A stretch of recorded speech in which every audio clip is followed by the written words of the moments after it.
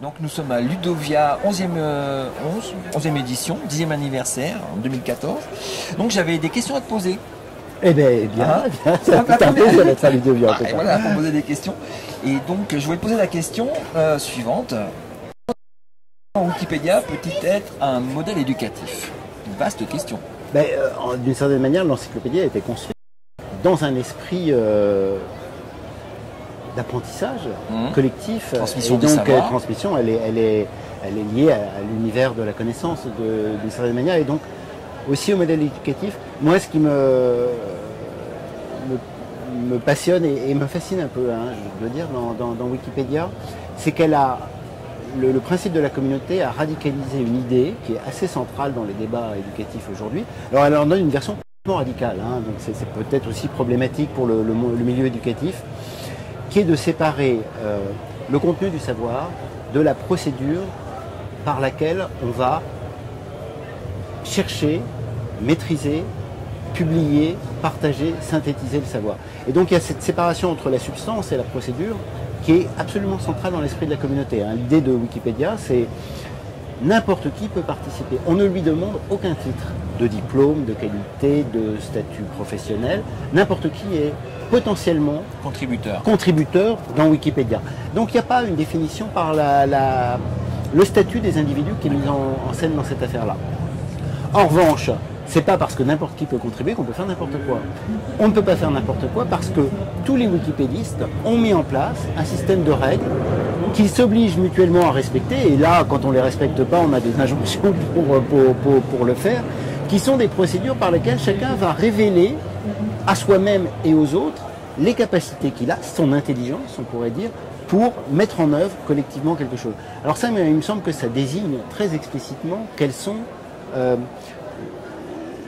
l'orientation actuelle du monde éducatif et enseignant, avec la multiplication de l'accès à la connaissance dans le réseau. Désormais, ce qui devient central, c'est précisément de mettre en forme les savoirs, comme le fait Wikipédia. Alors le grand exemple, évidemment, très connu dans la communauté éducative, mais qui est, je crois, qui à la fois, je crois, est très fort. C'est l'ouvrage de Jacques Rancière sur le maître ignorant. Le maître est ignorant. C'est pas un cerveau qui déverse dans le cerveau de ses élèves un ensemble de connaissances qui seraient stockées comme dans des petits tiroirs. Le maître, il doit simplement, mais essentiellement, et c'est une tâche incroyablement difficile, ardue, noble et complexe, il doit vérifier que chacun de ses apprenants, de ses élèves, fasse sur lui-même l'effort nécessaire pour mettre en œuvre les qualités et les compétences dont tout le monde dispose dans une égalité des intelligences. Et c'est ce travail de mise en relation, de vérification, d'assemblage, de mise en cohérence des différents savoirs disciplinaires différents qui devient le travail du maître ignorant. Et ça, Wikipédia, c'est ça tous les jours. Hein. C'est un tel le modèle de Wikipédia pour l'enseignant, c'est ça, ce processus-là. Moi, je crois qu'on voit beaucoup ça aujourd'hui. On a des nouvelles ressources qui sont présentes. Bon, elles sont faites par des amateurs, elles sont faites par des profs bénévoles, elles sont faites par des profs, des éditeurs, elles sont faites par etc. On a un accès à toute une série de ressources.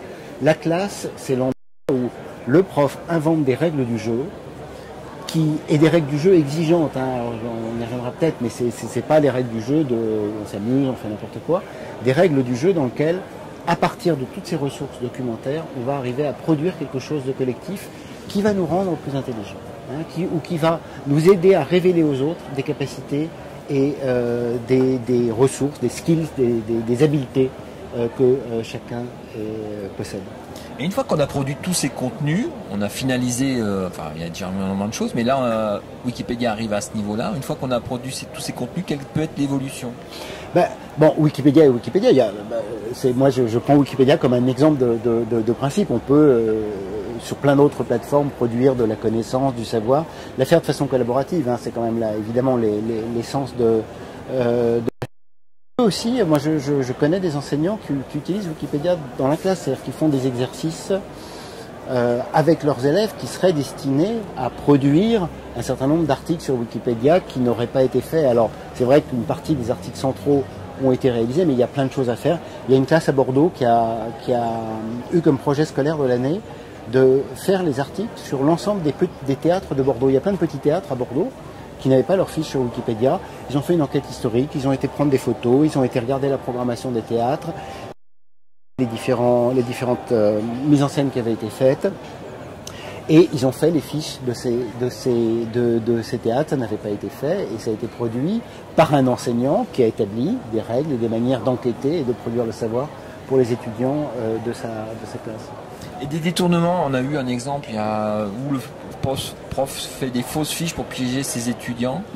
Ah oui, c'est un grand moment. Un grand moment. Alors, il y a toujours eu, bon, alors, je ne sais pas comment l'interpréter, on pourra en faire plein d'interprétations, mais Wikipédia a toujours eu ses détracteurs, hein, qui, même si aujourd'hui la critique de Wikipédia est retombée, hein, en 2004-2005, il y avait cette idée que les sachants se sentaient dépossédés de leur autorité par l'arrivée tout d'un coup de ces hordes profanes d'amateurs qui n'y connaissant rien, n'étant pas diplômés, étaient en train d'écrire l'encyclopédie. Donc leur jeu a toujours été de truquer l'encyclopédie pour montrer qu'elle produisait de temps en temps, et c'est vrai qu'elle peut produire de temps en temps, des savoirs erronés, notamment factuellement erronés, parce que c'est la chose la plus difficile à vérifier en fait dans Wikipédia. Quelqu'un qui délire, quelqu'un qui ne source pas, etc., il va immédiatement se faire, surtout aujourd'hui où il y a un côté un peu bureaucratique de l'encyclopédie, il va se faire rappeler à l'ordre par la communauté. Mais si on écrit qu'un tel est né le 20 janvier au lieu du 19 janvier, bon là il n'y a personne pour vérifier, personne pour regarder, et on fait passer des erreurs. Donc il y avait un enseignant effectivement qui avait comme ça essayé de créer la fiche d'un faux auteur, je crois, hein, qu'il avait créé et mis en forme. C'est bien, ça contribue au débat critique sur la vigilance toujours nécessaire à l'égard de tout type de savoir, qu'il soit dans les livres, qu'il soit sur Internet ou n'importe où. Il faut de toute façon vérifier, contrôler, multiplier les sources, les remettre en perspective. Donc ça organise le débat critique. Et donc pour conclure un petit peu, l'idée dans l'utilisation, pour bien éduquer l'utilisation de Wikipédia, c'est aussi de rendre acteurs les gens, parce que ça fait partie des élèves, vous êtes enseignant, pour leur faire comprendre le processus de création des contenus et d'utilisation des contenus. Bah oui, c'est vraiment ce qui est devenu nouveau dans le numérique, ce qui est effectivement très central dans le tissu éducatif. C'est évidemment pas nouveau, mais moi je pense que c'est une nécessité contemporaine de plus en plus forte, hein, c'est-à-dire de mettre l'apprenant dans une situation de création. Hein. François Tadei insiste pour l'idée que les chercheurs, hein, et que effectivement une grande partie du travail d'apprentissage c'est un travail d'exploration, des connaissances, de recherche et de travail de l'imagination. Or, c'est une critique qu'il faut faire doucement mais qu'il faut faire avec force au système éducatif, c'est qu'on voit bien que passé les cours élémentaires, primaires, on va arrêter de faire produire des œuvres d'imagination aux élèves. Hein. La fameuse rédaction d'imagination va disparaître au profit du commentaire de texte et d'activités qui sont très normées par le système éducatif.